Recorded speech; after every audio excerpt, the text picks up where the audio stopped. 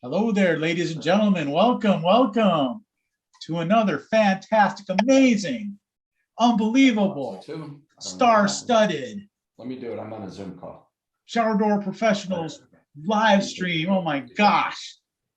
I'm overcome with excitement. So good. How you guys doing out there? Good. Doing good. Good. Is this thing on? Testing, testing. Yeah, it's on. Okay. How you doing, Shannon? Look at everybody. Oh, yeah. You guys look amazing. You guys must be, this shower door thing is really, it's really agreeing with y'all. Only because you, Chris. Hey man, you know, just one guy. Just trying to do my part. I'm liking Steve's idea. I might have to go outside. It's a good idea, Yeah. man.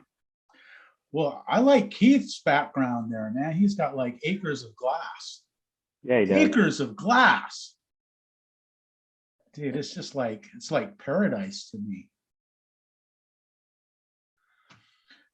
Well, So it's for spring. You start to see the green there, right? That's exactly right. For the Northeasterners. It's good stuff. So tell me, what's shaking out there? What's the buzz? What's the exciting thing? Looks like Tim Connell's having a little bit of a power outage out there. Maybe No, I just just a bit turned the of a lights off. brownout. Turn the lights off. I Guys thought in you, California got to lighting. reserve energy. no, he went to visit Tunes. I haven't seen Tunes in a couple of weeks. Yeah, what's up with that guy? He was here like, yeah, it's been about 2 weeks. Yeah. He was here a couple weeks ago. Yeah, it's late where he's at, that's for sure. Hey, Greg. Hey, good evening. Hello there. Greg's back. Oh man. Yep, Wow. This like is a moth nice. to the flame. I like it. I like it. Hi, Shannon. Hey, Bill. So Hey guys, yeah. sorry I missed the Friday install guide thing too. Man, I keep on having trouble with those. Wednesday nights are easier. After work, so much easier than midday. Yeah. I'm sure we all get that. I don't know about this Friday. I must not have been invited. What was this install guy thing? The National talk- Glass. Yeah, Go why don't ahead. you talk about that a little bit, Bill? So what, Chris, maybe 6 months ago, Andrew Herring sent out an email to about 20 people across the country to see if they would join in a group to help write standards for shower doors. Right. Installation standards, safety standards, things of that nature. So we started off doing it probably 3 months ago, and we were going just once a month, and it was dragging. I mean, we're really trying to be specific with it. Danny Donahue from FHC is spearheading it, and he's doing a really good job. And so now we've stepped it up to every 2 weeks, and we're plugging away at it, trying to be pretty accurate. So it's going to come along really good, and that's going to go along with everything else the NGA has. You know, they have the My Glass class. Now they want the installation standards. And it's something that the industry has been calling for a long time, because there's a lot of guys out there putting glass in and they just don't know what they're doing. So at least there's some kind of a guide. I mean, each of us do things differently, but as long as we do it safely, it's okay. So we're just putting a guide and some nomenclature to it so that everyone understands it. Because what I call a frameless door, Shannon, you may not call a frameless door, or Chris may not call it. So we're putting some guidelines to that too. So it's been good. It's coming along, but it's taken a while. Yeah, and just to be clear, so I was never invited. I saw the design guide and they said next is the install guide, and I said me. So I just threw myself right in there. I just barge in. So Crash the party. so don't feel like, you know, oh, all these special people were invited. You know, sometimes you can just, you know, Party. I don't feel you take one qualified step anyway. forward in an association and they start using y'all, you know, all you can. So that's another way to go. Depends who you are, Shannon. Obviously, you carried enough weight there. We're glad to have you. You're good. You're very good. When I can get there, but man, that's the hard part. And I feel so bad, you let people down in a group when you're not showing up. And so anyway, that's why I show up here, I guess, not to let you down. Good. Exactly. So Greg, it's nice that, there's very few companies that do what we do, is where you're manufacturing and installing. So we're putting, just that little bit of extra care to it, because there's things that they may be saying that we don't want them hanging the fabricators either. Right. So Yep. it's good to have that kind of input in there. Yeah, I mean, you learn a lot when you fabricate that you didn't know before when you were just an installer, and the glass would arrive and you're like, why does it look like this? What's going on? How could this happen? Then you start tempering and you go, oh, that's how this could happen.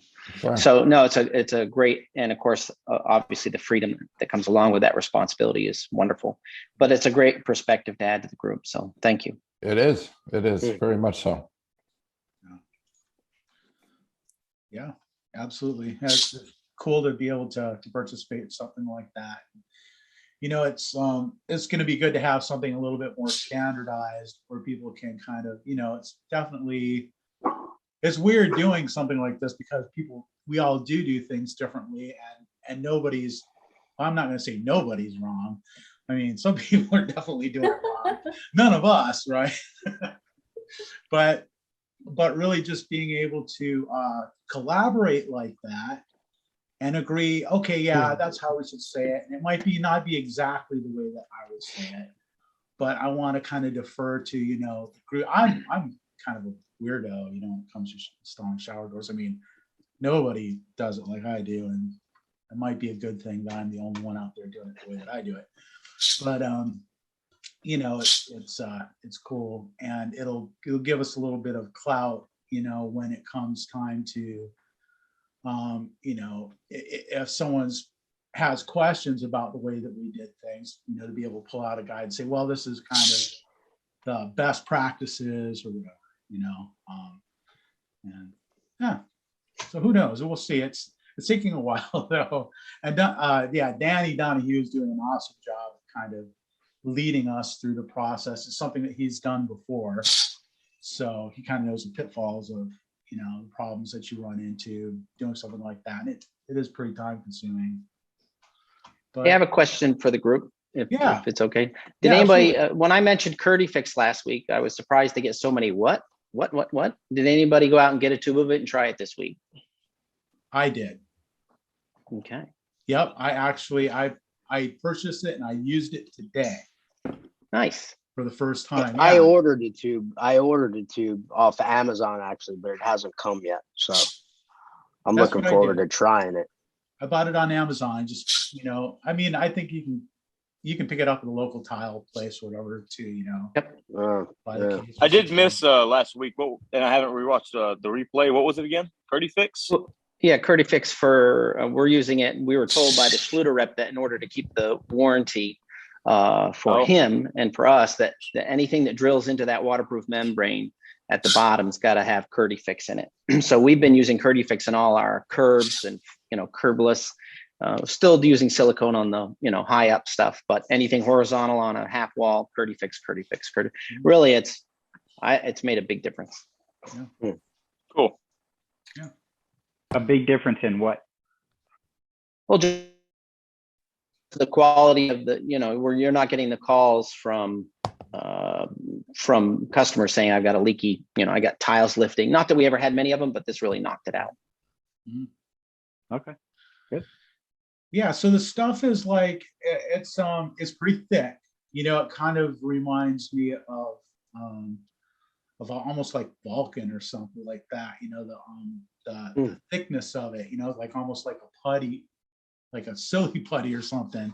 Really thick. So I just put a little on top of on top of my penetration and ran my screw down through it. So the threads of the screw will kind of drag it down into the hole. And then, kind of over the top of the screw head, and it comes with a twist on tip, like we're kind of used to using, where you cut it off and then twist on a tip. but the tip also has a cap that threads on.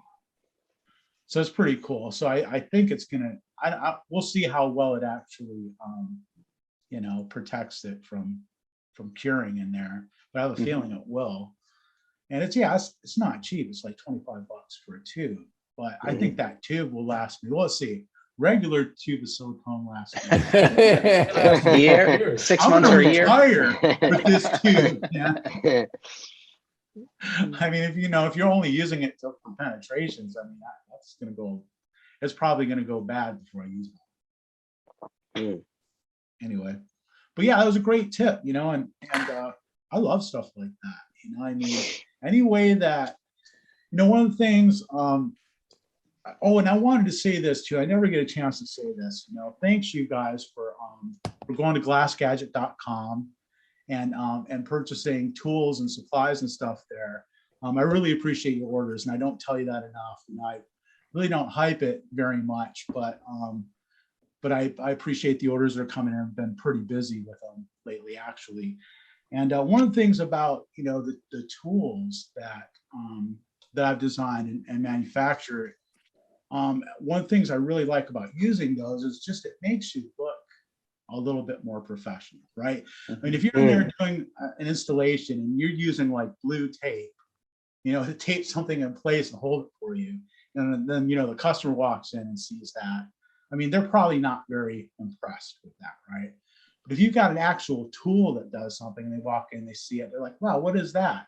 You get a chance to go, well, that's this tool, it does this, you know, and it's like, oh, wow, that's cool. I've never seen one of those. It's like, yeah, you know, it's a custom tool for just our industry. And so just that little bit of extra, you know, professionalism, a little extra sparkle, you know, Keith's nodding his head because he's Mr. Sparkle, right? But yeah, and this Curry Fix thing, I think is like one of those things to me. It's like someone comes in and says, hey, what's that? I could pull out and show it to them, say, this is what it is. This is what, you know, the manufacturer of the substrate, you know, Right, this is their official sealant and all these, Totally. after, because they spent so much money on the Schluter already compared to what, you know, they usually do. And you say, oh, this is the official sealant that is to be used with this. Meanwhile, the guy who came and gave him a quote half an hour ago didn't mention it, didn't say anything about it, and didn't say, and like didn't even know if it was Curdy or Schluter or what was underneath. And when you ask what's underneath and that you've got the special sealant to go with that expensive surround, and then they're like, oh, he's the only guy that mentioned that. And it puts an experience factor exactly in their heads. They're like, oh, so that's exactly how it can be used. Yeah. Yeah. So much of what we do is psychological, you know, so much of what we do is just like making people feel comfortable, making people feel, you know, like you've got their best interest in mind. And we do, right? It's not like we're pretending, but sometimes we don't really just go out of our way to let people know that we're thinking about that, you know, and it's it helps, really does. We get compliments on our water drills. We use the Bola water drills with the core bits, and we used to be burning through bits all the time. We go through 6 or 8 bits on a piece of granite. Now we get 200-300 holes out of these things, even in tough stuff. And you bring in the, you know, the water tank and the special aqua drill, and people are like, what is that? What is that? And it's the exact same thing you're talking about, Chris. Now tell me something, does that make a big mess? No. Not really, huh? It's not flinging water all over. No. Yeah, the guys wear wetsuits and there's just water everywhere. That way you put the cup on the wall and drill through it? Yeah, it's got a base. You can go, I don't know if they are still selling them anymore. I've seen it at the trade show a couple of years ago. Correct. And that's where we saw it. I think there were $1,000 at the time or something. And we probably have 6 or 8 of them, and we wear them out. But I mean, the bits last. We had like a contest and the guys were getting like 300 holes out of a bit. No, and, you know, come on. Yeah. Yeah. Wow. And granite and stuff. Yeah. The water and the core bits are amazing. And we just use them. And again, we get compliments on when we measure, and, you know, you bring out a dot laser, a line laser, they think you've brought out like the world's most sophisticated piece of equipment, and they love the lasers. We got the iPads for stuff. So a lot of these little things that look like, and it's true, you're serious and you're experienced. And so, you know, we've all heard the thing, well, you tell me you're the expert, right? So, and that's what we all those tools add up to a picture of competence. So. Here, absolutely. Yeah, just having like the right, having the right levels, having good, levels. Not everybody knows about them, but if the person that is your customer, your potential customer, if you're working with contractors know if you've got good levels or not. Contractors know whether the laser you've got, is name brand or it's not, So if you work with contractors, a lot of generals, then yeah, that's another thing that's just as good as gold, having good quality tools, stuff like that. What are you guys using for line lasers? PSL. Yeah, I'm using the PLS too, Yeah. Like, oh man. That's what we use. So PLS. Yeah. PLS or POS? POS. No. That's what I heard. Yeah, PLS. PLS. Yeah, we use the PLS, although the PLS. quality seems to be a little lower than it was to be. We send a lot of them back. At least they have a lock button on them now. So Yeah. Yeah. They quit rebuilding them too. yeah, I noticed. We'd send them back and they just send us a new one. That shoot a green Anybody line. using or red the, line, Greg? Green line. Does that shoot that green line or a red line? They have both. We're still using the red. Is anybody finding a big difference with the green? I went to the green. I like a lot better. I think the green's much more It's visible. brighter. It's a little You guys easier do- to read the green. A little bit, especially when it's bright. Okay. Yeah, I got the green one for the first time just this past year, and yeah, it's really super visible. It's really easy to see. Nice. Nice tool. Nice. Now, where's everybody buying their PLS? Just we are buying them online. I get them out of Las Vegas. Something down there. Well, I tried to get them. I think it was from Tiger Tools or something like that, and they ignored me when I needed to replace them. I mean, I couldn't get customer service for crap. Yeah, you got to go direct to PLS. You just go direct to PLS. Like we don't deal with Amazon once we get one. We contact PLS customer service directly. Well, and I've done that when I got fed up with Tiger, and they said, well, I can't really sell you lasers, but we will this one time because of, the problems you were having. That's kind of what they told me. Wow. So I think they're out of Murfreesboro, Tennessee. Or are they? I should just drive over there for goodness sakes. Yeah, right. I'm just looking up online right now. Anybody use the Milwaukee lasers? That's what I have. I have the Milwaukee, the 360. You I like have it? I just got it maybe 2 months ago. Is that visible or no? Nope, it's giving I me like cookies it. information. Cookies. I love cookies. So what about, are you a Milwaukee guy? Are you do you have all the Milwaukee tools? I've got do not. everything Milwaukee. Yeah. I'm a DeWalt guy. Yeah, that's fine. Yeah. Those are good. Yeah. We I'm like a DeWalt those. guy. I've had DeWalt's, it's hard to switch once you get a bunch of tools from the same brand, but the guys who use Milwaukee's love Milwaukee's. Am I right? Yeah. It's all good. Mhm. Yeah. Milwaukee. I'm Milwaukee, and I have a Milwaukee laser. I like it a lot. It's just a little bulky, and then you have to plug it into a phone charger. You can't just replace batteries. So if you run out of battery, you better have some other backup. Now, you guys that run Milwaukee tools, are you the M18 or you M12s? Both. Okay. I use M12 for the impact driver and the M18 for the drills. Yep. Okay. Same here. Okay. I got a question in terms of, I guess it's considered equipment, but when you're out measuring, are you guys and gals paper and pen, or anybody using a tablet and recording everything on a tablet so that they can maybe send that back to the office immediately? Yep, that's what we do. We're on an iPad. So we just scanned our old paper version, and that's really a background. And we do have some drop in fill in the blank stuff. And so we measure, I don't know if we can see this or not. It's really going to be bad if I can't. And then it goes to Dropbox, exactly as you said. It's nothing fancy. It's just, I'll bring up a measure sheet that we did today. And so this is anybody can see that. That terrible, all washed out white, or? Oh, not too bad. Yeah. Not too bad. So, and so it's got on, the hinge type, the finish, all those types of things. See if I can darken it down. Maybe that'll help. So you hand draw that on a piece of paper and scan it, or are you drawing that on the tablet? Right on the tablet. We got Apple Pencils. Okay. So you can see we got a bunch of drop down menus for thickness of glass, color of glass, metal finish, dimensions, a sketch of the shower, outages, special instructions. And then the minute we close that out, that goes right back into Dropbox.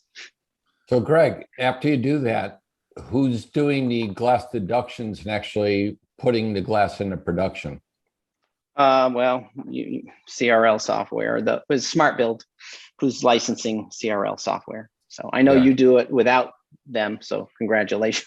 Well, it's and still I mean a struggle. It's still a struggle, but we're getting closer and closer and closer to being able to actually do the glass order from the home. Nice. And that's our next step. Right now, that drawing goes back to the shop. It goes to Dropbox, but then the next step is to actually have them design it, because you can design on the iPad and price it in the and I've done it a couple times. Draw it with the outages, with what their choices, and then while they're there, email them a copy of the drawing and the quote. Right. And that's the next. We're doing the same thing now, and my guy in the field feels like he needs a keyboard. Are you using a keyboard? Yep, it's the Magic Keyboard. Got it. And yeah, so Greg, what you're describing, you're wanting to do, that's what I've been doing for years now. We've got one of those big, iPad Pros, huge. Yeah, 12-inch. Yeah. Yeah, and I've got the case with the little keyboard built in, so I'm able to set it up right there, and I just put it right in to the program. So nice. I never have to, because I get dyslexic. It's like, oh man, what was that? What did I, do it backwards? Oh, you measure one way and then you turn around and write down the dimensions. Yeah. Ooh, that's dangerous. That's dangerous. We've all done that. Yeah. But so being able to enter it straight into that showers online, whatever, it's one less opportunity for me to make a mistake, and it's got that same kind of wow factor that we're kind of talking about earlier. I know that the next guy, whoever my quote unquote competition is, he's not doing that. He's got a pencil and paper with a legal pad. Yeah. I read, it's hard to beat that in terms of, the just sex appeal, whatever, like, bam, here's what it's going to look like. It's even got a little animated thing, so you can show them how the door's swinging back and forth. Yeah. Nice. So, and that's huge. Then it's like, I make a lot less mistakes, and it's costs money, people could complain about the price of it, and it's expensive, but the money it saves me, and just, organization. And always, like, we had a guy go out and measure job. I had to go out and double check something. The contractor, his file, it's already in Dropbox, so I don't have to go, do you have the measure sheet? And it's all there. So, and that's not that expensive. It's just not. Yeah. And Chris, we're a step behind you. Yeah. The next is to design it at the job site and get a quote. And then the next step is to take the deposit at the job site. So exactly. That's the first step. There are three things. It's like I always told my guys, I had guys with me, there's three things you need to remember. Get the check, get the check, get the check. Hey, Greg, can So you while hold we're on? on the subject, go ahead. Go ahead, Brian. Yeah. How are you guys figuring out pricing while you're at the customer site? I came up with a spreadsheet. I've spent far too many hours trying to get it right. I'm actually pretty close to the pricing that I'm getting from Cardinal. But I'm just curious how everybody else is doing it. Well, ours is in the software, so it's Smart Builder, right? We pay a premium. Yeah. So Smart Build does everything, does customer management, it does design. They basically, I think they owned the software originally and sold it to CRL. And now they're licensing it back from CRL, which I'm sure is painful. And then they license it to us. And then, and so when we can design anything and get a price in just a minute. I mean, it's not long at all. And then that same software, to answer Bill's question, is that software does cut list and send to the shop floor. Yeah. So Greg, let me follow up on that. So hold that drawing up again. If I saw it right, you did a hand drawing with your Apple Pen, and the dimensions are handwritten, right? So now you got to transcribe your handwritten dimensions to exactly. Yeah. Correct. You have to do it a second time, and that's the double entry that you're talking about. Yeah. You know, you got your outages and everything here. So the issue is, if you put it, here's where we're having trouble, Bill, is let's say I can enter that directly into the software. I don't need to draw it by hand. Okay. Yep. Well, then there's a question back at the shop on fabrication. Well, blah, blah, blah, we need that hinge can't go. Is it possible that, and there's no handwritten notes at that point, and so, or any sketches. So we're having a hard time. I'm having a hard time. It's my decision, of course, of breaking up with the hand drawings. But I get exactly what you're saying. We can put them in right there at the job site. There just becomes this trust of, do your guys have computers and stuff on the job site, or are you writing them by hand still? No, right now we're putting them by hand. Okay. We are doing it by hand. We have a lot of the same similar type things. Instead of drop downs, we circle off the little boxes. Yeah. Okay. But see, you're probably have some of the same problems that we'll have. Is somebody will look at that handwritten thing and interpret an 8 to be a 3, interpret a 7 to be a 1.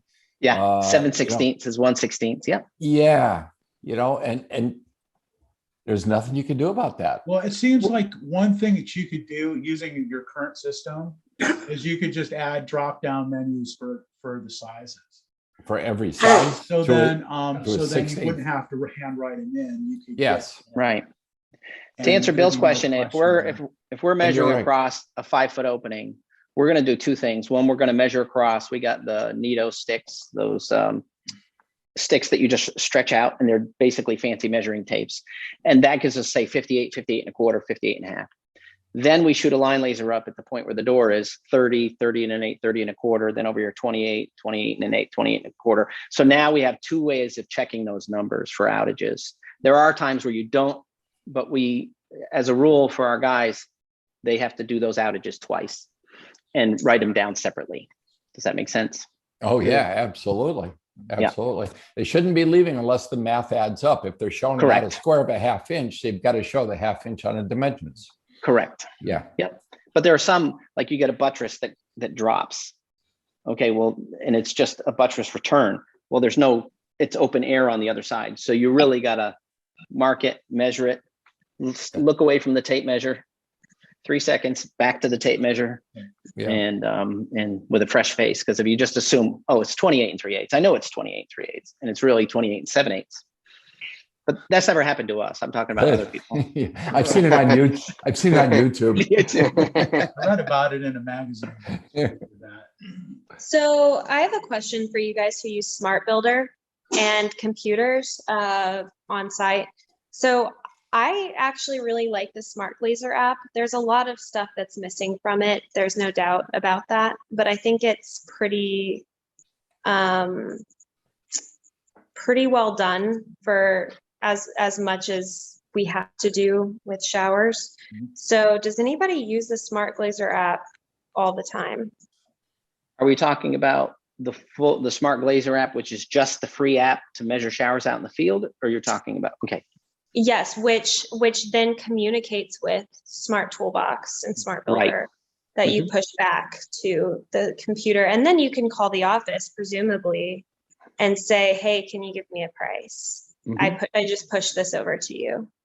We don't, just because everybody has a seat. So the guys out in the field already have a seat. So just going to take me about 10 seconds to authenticate. So we use the Smart Build full version. Are you using just the free app at this point? We're using the full version, and the reason I would like to consider the app even more than we currently do is one, not all of our guys in the field have seats, which we're not opposed to paying for, but ultimately they're not doing a lot of the pricing. And two, there are, to your point, you need like a second source. You need those field notes, and SmartGlazer acts as the original measurement field notes that then would go to Smart Builder, and you don't have to copy them down or anything like that because it's right. all automated. So why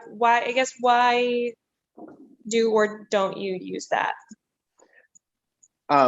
Because the goal is to make sure that we price out in the field, and we haven't gotten there yet. So I was just trying to see if I had something for you that I could show you. But that SmartGlazer app, if anybody's ever seen it at the show, they offer it at no charge. And it actually, even if you don't use Smart Build, you can actually use it. It quickly puts in outages and everything. And I think you can even email the file without using Smart Build to price it. You can, Am I right? Yeah, we just Absolutely. use the app, but we don't do anything outside of that. So you use the app. How do you like it? What pitfalls do you find with it? Do your guys like it? Do you have issues with it? Any of that? I mean, like you mentioned before, it doesn't do rakes, but I remember you'd mentioned that. So that's the full version. Yeah. The full version does do rakes? Well, full version, no. I mean, there's nothing it doesn't do. You're talking about rakes on. Yeah. We do everything. Like the app doesn't support rakes, but then the desktop. Right. Correct. Yeah, I'm sorry. Yes. Yeah. Correct. So yeah, we use the app. I mean, it's not all that in a bag of chips, but it works pretty good. Okay. So, but nobody here uses the app and the full version. No, we thought about it, but we decided to buy seats. Okay. I guess I would ultimately like. Tell me something. How is that different than like Showers Online? Is there something more to the smart? Because I'm not familiar with it. Smart Builder. It is Showers Online. So is there anything more to it than what Showers Online has? Oh God, yes. Customer management, billing, like CRM, complete CRM, and all that. Okay. Right, and you can control a lot of the stuff, so it's nice. So it's not cheap, but the app is free. But we just answer the question. No, we don't use the app just because we wanted a seat for everybody. Cool. Okay. Can I ask a question? Please. It seems like most people here aren't pricing a job at the house. And I'm befuddled as to why that is. We all know what our square foot price is. Notches. We've all bought hinges before. If it's a 5-foot shower, 7-foot tall, it's 35 square feet. And now I got my cost of goods sold. And what gross profit margin are we putting on? 70, 80%. Customers ask for 90%. And boom. Because to me, we're talking about 2mm shifts and psychological. Customer lets stranger in the house to solve an opportunity. Now we're going to leave and get back. And for me, just based on opportunities, I don't want to let another person go in there. So if I can strike enough rapport and build up trust in that 15-minute consultation, that's your best opportunity to close the deal. Not even a question. Right. I wouldn't be waiting for any app. We don't have it yet. I think we're in the middle of having kick-ass app, but I would think our app is to help lean our process out to minimize mistakes. It has nothing to do with the pricing. It'll make it easier, but we've already kind of standardized it. But if I was in any of the positions that I'm hearing here, if I went in there and said, just tell me what gross profit margin you want and give me the raw cost of materials, I'm not leaving till I get it. It's too hot to leave there. I just can't imagine leaving. I don't know why. I would look into pricing it at the house 1,000%. Keith, I completely get that. And I kind of forced my dad out of that. He was completely into pricing at the house, grabbing a check on site, all of that. And that's fine. And it would be lovely to get back to that to a point. The errors that were happening with our guys, the level of training you have to get to understand where your price has to be, and also, what the inventory levels are for certain things. There are so many things, especially during COVID, that changed so rapidly that it didn't make sense for us to price at the house anymore. We had to hire a bunch of people, train them super fast, understand our inventory constraints that were changing constantly. And then also we have customers who are so super particular and need to see a diagram. And so that's why we take everything back to the office. We have everything written in plain language, like a full contract with a diagram description. Has all the colors of everything. I mean, it's like very comprehensive. And so if anything goes wrong, we've got a CYA. Mind you, our customer service is such that the customer is always right. What's your closing percentage? Offhand, like just immediate closing percentage based on the trust we've built is 55%. And then with follow-ups, I think Brad had it at 77 a few weeks ago. And then we stopped discounting as heavily because it's too high. And are you getting quotes out same day, next day, a week? What is it? And I'm being facetious a little bit, but what's your policy? Because Keith's right. Your best opportunity is when you're in the house, so that they can just cancel the other guy they scheduled 2 days from now as they give you money. And 87%, Greg, if you're asking me, 87%. 87%. That's high. We're under 70. And is every price given on the job? Everything except builders. Like if we're measuring 5, 6, 7 showers, they want to also. But we're talking residential. Yes, absolutely. Given a price at the job. Absolutely. Okay. And the guys at the job are heading their numbers.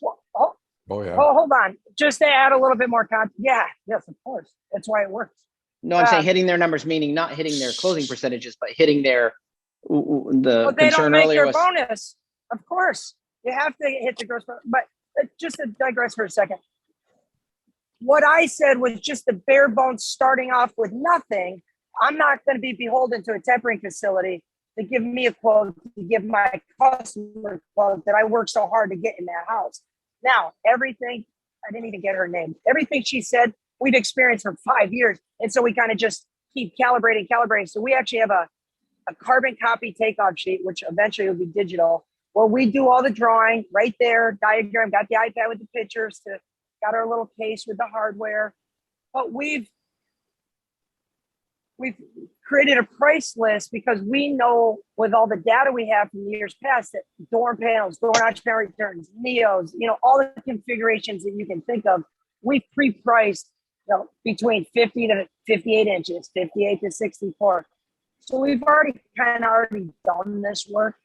But if I didn't have that price book, I would do it the way I said. I just figure out my cost of goods sold there. If owner needs 75% margin, then I put, times or divide by 0.25, boom, I got my number. And I'm not poo-pooing what she said. I agree. We wasted thousands of dollars doing what she said until we realized that the percentage of closing going up far outweighed the potential mistakes. We're better off serving our time, calibrating and tighten up that process to still be able to capture the high probability of closing ratio. And Keith, probably it makes a ton of sense. I think from our point, I'm going to claim laziness because the market right now, when we say we're giving people a quote the same day, which is what we do right now, oh, that's great. The other guy still hasn't got back to me. So I think you play to the level of your competition. So we do need to sharpen it up and get it done on at the house. But right now it's like, oh, well, the other guys are a week. So we'll, because they're doing exactly what you're saying. They're calling the fabricator, how much for this glass, and waiting for a quote back. And the fabricator's buried with quotes. So it's 2 days before he gets back to the small, the other guy who doesn't fabricate. And we're getting the advantage because we're getting the quote to them within hours instead of while we're there. But I agree 100%. That's where we need to go. And to Nobody's your calling point, you out there. Oh, sorry. Go ahead. oh no, you're fine. Just real quick, we do the same thing. So it has to be sent within 24 hours. And our receptionist sends all of the quotes because she has a relationship with the customer. I mean, she wasn't the person in their house, but she is a woman. A lot of our customers are female. They are doing the remodel. They're the designer, quote unquote. They're making the decisions, right? So she has cultivated that relationship with the woman of the household, if you will. And then she sends it like the morning after usually. So it's well within that 24-hour period. And most of our customers are working too. So some people will call them like 3 days later and they haven't even checked on it. So, and then I would say none of our competition in our current market gives pricing on site. So we are faster than our competition. You're ahead of them. Yeah. Yeah, exactly. So when people say, oh, you're going to get it to us tomorrow, that's amazing, is really the response that we get from that. And our pricing is so dialed in because we use Smart Builder. I mean, our profit margins, like if I discount something, or if a customer wants to see a different handle or something like that, I mean, we get it to the penny. It's unreal. And I come from a background of revenue management consulting, which the whole premise behind that is like, don't cut your costs, manage your revenue better by the dollar. And so that is the premise that I've been groomed on, if you will, in my career. So that's why we are so keyed in on our pricing. So Christina, I want to ask you a question. Okay. Turn around, you're a customer now. You're not the one selling a shower door, but you need a shower door. You call 2, 3 companies if you're the average homeowner and you don't know anybody, right? So your particular company is going to be a stranger to her, and so are the other 2. Do you think the average person likes 3 strangers coming into their homes? Probably not, the average person. Probably not, but caveat. Go ahead. Big picture, most of our customers right now are doing a full bathroom remodel, so they probably have between 4 and 10 strangers in their home at any given time. Okay. But I mean, per estimate, or are you talking about strangers because they're the subs doing the work? The subs doing the work. Yeah, but I'm saying they have to put aside time to meet with you, go through that now. And don't forget, they're not as familiar with the business as you are, right? So you're going to get your input to a customer. The next company's going to say it differently. Might even be the same stuff, but he's just saying it differently. And a third, now they're confused. Don't you think that if you were the first one in the house and they were somewhat comfortable, not only with you, but with the price you gave them right away, they don't even want to bother with the other 2. That's true. They don't even want to bother. And I think that's what gives you the advantage. If you can price it at the house, now there's still more to it. You got to have somebody that's presentable and present your company in a professional manner and give a professional looking proposal. But if you can do that immediately, just like Greg was saying, well, this other guy's, they haven't even given me my quote yet. So how long is it going to be when they do the installation? And that's what's going through their head. But you're giving them a quote right away. Everything you've done is professional. I think you have a much higher closing ratio. Much higher. I do not disagree with you. I do not disagree with that. I would really like to collect money at the house. The reason we took it away is because we were coming from no software, no inventory, my dad's garage, like 3 guys. And now we're like 2 years later, we've more than doubled our revenue. We have 10 people. We have a facility, an office, and we're moving now again. And it's just like, it's just grown out of control. So we like had to take it away. But yes. I have a suggestion.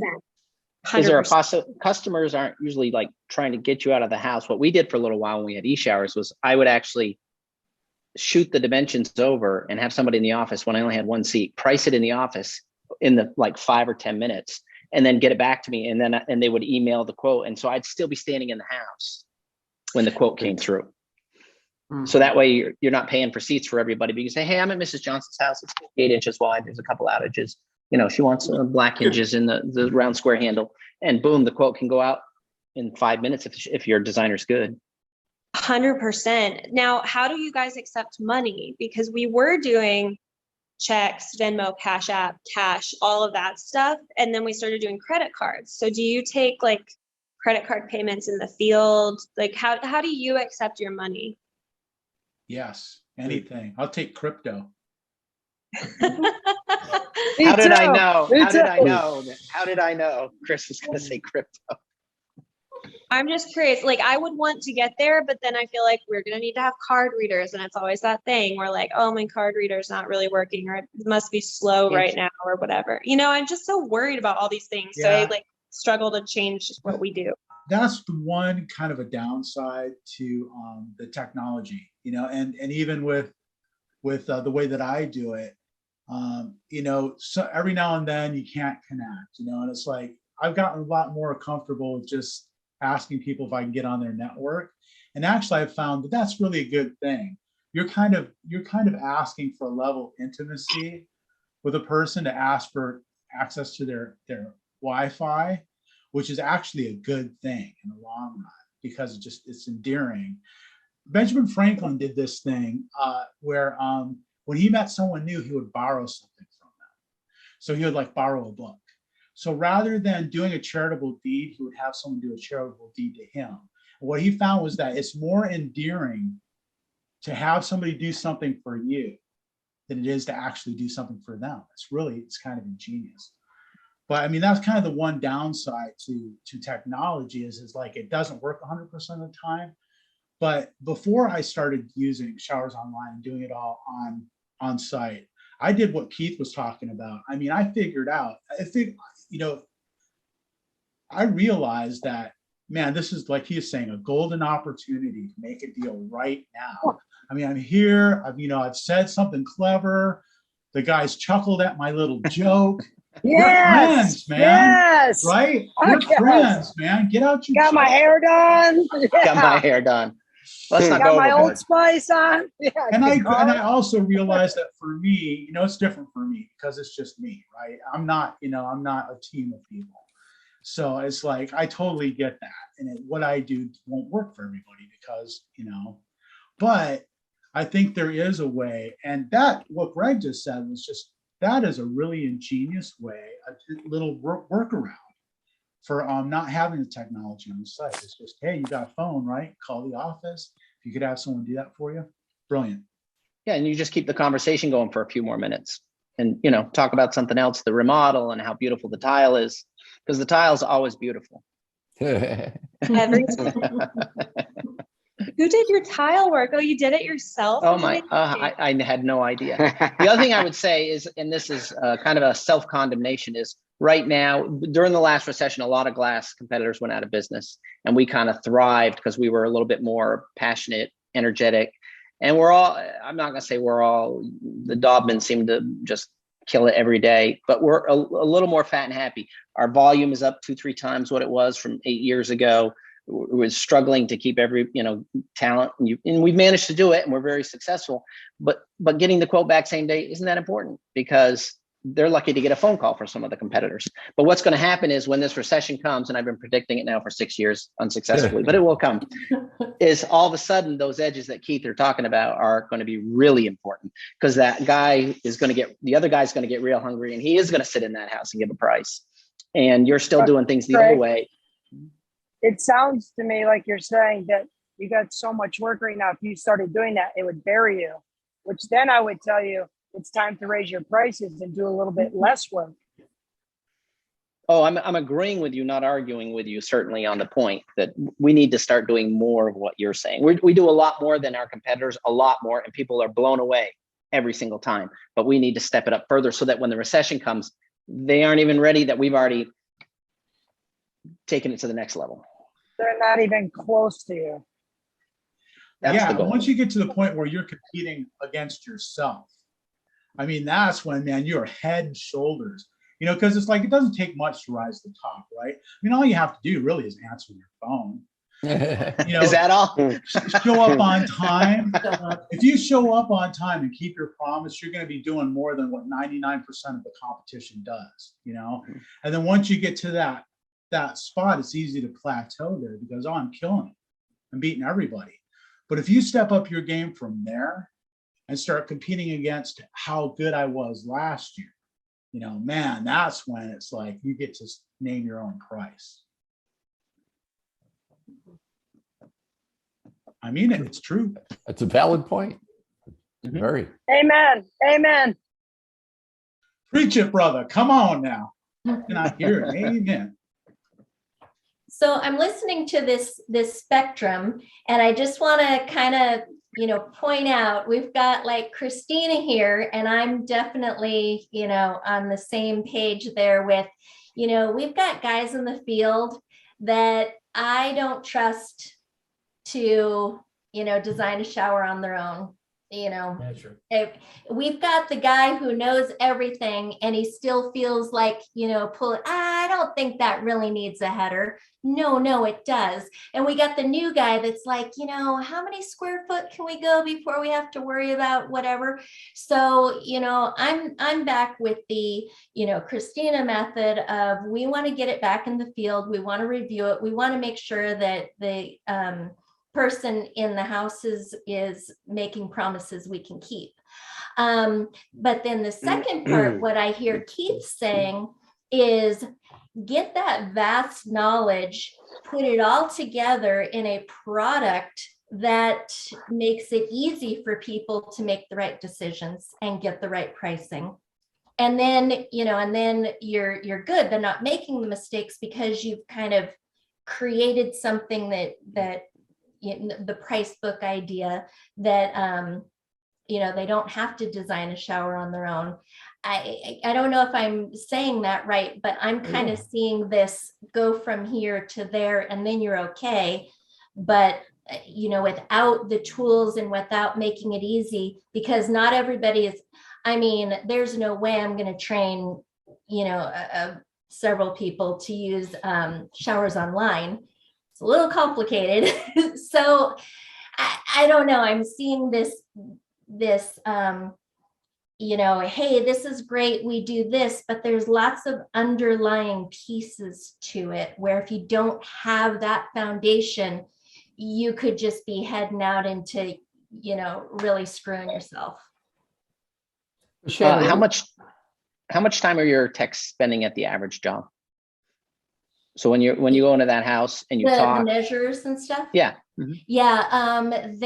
We schedule them about 90 minutes. If they've got, you know, one shower, we try and get them out to 5-6 jobs a day. Okay. So if these are full-time employees? Yeah. We want them to go. So when they ring the doorbell and then see you later, half an hour, 45 minutes? Yeah, an hour. Probably 40. It really shifts. Now we have 60, maybe even 70% contractors. So they may be going in on their own with a lockbox and they're just doing the usual. And then they have a homeowner that's, you know, tell me every single thing I could ever want to know about a shower. So so we kind of plan on maybe 45 minutes to an hour for each job. Same at the house. In the house. Same here. Yep. Who are the people you say you don't trust? Is it a knowledge issue or a trust issue? Well, who are the people? Who are the people? Are they your employees that you don't trust? Yeah. So we've got so there's a couple of different things. First off, first off, we've got a guy who just wants to say yes to everybody. And so we have to say no.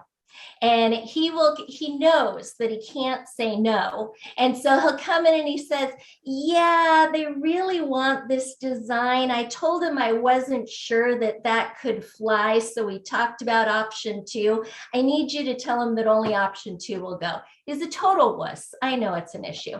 And then there's others where, hey, you know that CAR 07 doesn't come in matte black. Come on, you know that. What are we going to do? Yeah, so, and then there's, I don't know. There's just so many different things out there. So many different pitfalls. I don't think and I'm going to step in and speak for you, and you can shut me down if it's not right. I don't think it's a matter of trust as though they're not trustworthy. Right. It's a matter of they lack the knowledge or experience of all the details, and that is back at the office. And so that's where the double check really is all it is. Not defending it, explaining it. And creativity, because there's so many crazy situations, you got to figure it out. And it takes a lot of experience to know that. And it's like, I've seen people struggle with some measurements that someone took. It might be because it's a 130-inch wide shower door, something stupid like that. Believe me, we've had a lot of stuff like that. And, you know, I have ways I want to handle that and ways I want to talk to the customer about that. And so in my book, it's almost a hybrid. We have one guy that's been with me for about 6 years now, and he's computer savvy. I think he could handle it out in the field. But I wouldn't have every guy do that out in the field, quite honestly. So I think it's a hybrid for us, and we'll probably be working back towards quoting in the field. In fact, we've already been trying to do that with one of our employees. So. Yeah. And I mean, I as I sit here, I look at the Dobmans who are, I don't even know how many thousands of showers you guys put in a year. So tremendous respect for the systems that you guys have put in, and you've gone through the hard stuff that some of us are behind the curve on. So I don't want to give you the impression at all that I'm disagreeing with what you're saying. I think it's admirable, and it's where we need to go. There's no right or wrong answer here. I mean, fear is an overriding decision maker on everything we do. However, I would say if you're at that point, you're going in the right direction. Because the one thing we learned in the first 10 years, having our finger on everything, is you just aren't going to get rich off the sweat of your own brow. So what are your goals and aspirations? You want to build a big company, you're going to need a team, and they better at least be able to price shower doors in the field. You can grow a successful business, but if you want a big business, you need, you want to go fast, you go alone. You want to go far, you have to go as a team. Have to. Not even a question. I don't measure all these showers. I can measure 6 a day, but they ain't going to feed this factory. We got to have other people out there. We got to strike while the iron's hot. We got a lot of competition. Lots of it. But there is no right answer here. It's just the way we've done it. No, but I think there's an efficiency, especially even for the small guys, there's an efficiency lesson in there. And I consider myself kind of a medium-sized guy, but inefficiencies are critical, both from a labor reduction standpoint and time wasting, and, get that quote directly to them while you're in the house. I mean, there's huge upsides on that. So it's kind of prompted me to move faster to get these guys to price in the field. So. Well, and I know that we're almost out of time, but like the biggest thing from start to finish, like the final thing can go shit rolls downhill, right? That you can get on site with all this glass that you spent all this money on, and you spent all this time and money getting your employees out to a job. You've built this trust with this customer. And if the first guy, your sales guy, didn't write one thing down, like they want low iron glass, you're, for lack of a better term, you're fucked. Like, sorry. It's just like, you have to, like, the communication from start to finish is so critical, that having that intermediary for us, for our guys, our point A guy, come back to the office. I'm going to disagree a little bit. And that is, and I said it last week, and I'm not sure, and it's something that we learned quite, and that is you review the details before you leave the house. Okay, Mrs. Johnson, so the glass is going to be 80 inches high. It's going to go up to the grout line here, right at the door casing. Like The that. door's going to be 30 inches wide. It's going to swing just like this, and I'll move my arm. It's going to swing like this. Because how many times have you heard, oh, I thought the door was going to be over here. I thought the door was going to swing this way. And you're like, we drew it out for you. I'll stand there, I'll go, and the door is going to go like this. And I got my back on the wall. So they know, and it's going to be the low iron glass that we talked about and the matte black to match what you have here. And we go boom, boom, boom, boom, boom, boom, boom. And that knocks down a lot of stuff. Because sometimes the question will come up right at that time. Oh, I thought I said the towel bar, and you're like, on what planet did towel bar ever come up? Oh, yes, of course. Yeah. Boom. So a walking through those details while you're in the house is Amen. Amen. And they've already talked to 2 other people. They get you confused with the 2 others, which does go back to the point that if you sell them right then and there, and you've done exactly what you said, everybody's on the same page and you made the sale. So I just want to make a really quick, totally snide comment. Why do you guys think you can't walk away? Why do you think you got to push it? What are you, some vacuum sales guy? What's it going to take, Mrs. Homeowner, to get the sale today? What are we selling, used cars? They can, Mrs. Smith, you don't have to think about this right now. I'm going to send you paperwork. I'm going to let you review all of it because I know when you're done looking at those other losers and comparing us, you can think about it. It's not a problem because we're still going to be your choice. Don't you worry, Mrs. Smith. Is your significant other here? I'd love to role play with you. Right? We'll have to do that next week. Playing with Keith. No problem. Make sure you have your checkbook, Shannon. So good. I love you guys. Thanks for showing up. We'll see you next week. Bye, guys. Thank you. Bye, Good night, everybody.